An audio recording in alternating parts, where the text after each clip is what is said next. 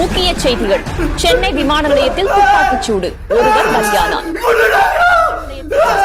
நான் தான் அப்பவே சொன்னல என் பேச்ச கேளுன்னு. பாரு, உன் புள்ளைய உன் கையாலேயே கொன்னுட்ட.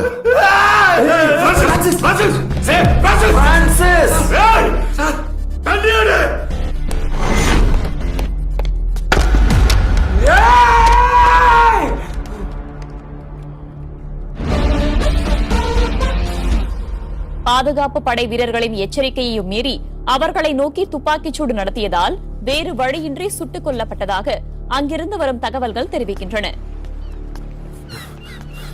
பார்த்தல்ல, இது அந்த சுபாஷோட வேலைதான். இதுக்கு மேலே சும்மா இருக்க முடியாது. அவன் போலீஸ் கஸ்டடியில் இருக்கான். அவனால இப்படி பண்ண முடியும்? கிறிஸ்டி எதுக்கு கன்னோட ஏர்போர்ட்டுக்கு போனா? நீங்க புரியாம பேசாதீங்க. கன்னோட ஏர்போர்ட் போற அளவுக்கு அவன் ஒன்னும் முட்டாள் இல்ல. மை லார்ட், சஸ்பெக்ட் சுபாஷ் எஸ்ஐயா இருந்தப்ப தனக்கு சம்பந்தமே இல்லாத ஒரு கேஸ்ல 4 பேர் அரெஸ்ட் பண்ணி லாக்அப்ல வச்சு விசாரிச்சிருக்காரு. இன்ஃபேக்ட் அவங்கள கொலை பண்ண போறதா கூட மிரட்டி இருக்காரு. அதுல 2 பேரை கடத்திட்டு போய் ஒருத்தரை கொலை பண்ணிட்டதா நாங்க சஸ்பெக்ட் பண்றோம். அந்த இன்னொருத்தர் நிலைமை என்ன ஆச்சுன்னு இன்னைக்கு வரைக்கும் தெரியல.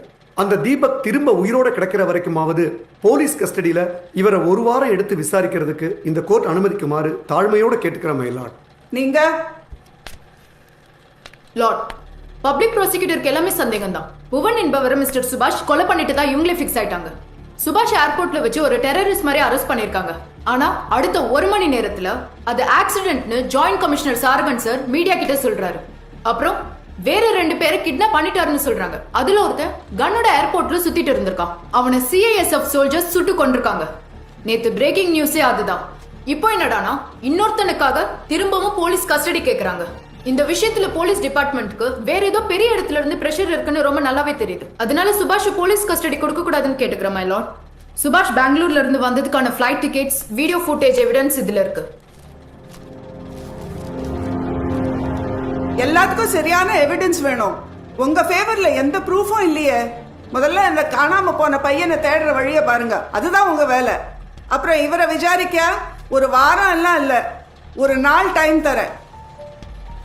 அடிக்கலாம் கூடாது, புரியுதா? என்ன? சரி, உன்னை அடிக்க கூடாதுன்னு ஜட்ஜ் சொன்னா சும்மா விட்டுருவேனா? உன்னை கொன்னாலும் அதை எப்படி ஹேண்டில் பண்ணணும்னு எனக்கு தெரியும்.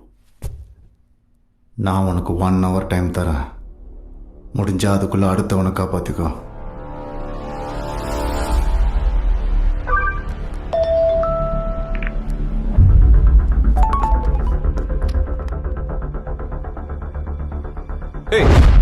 Deepak.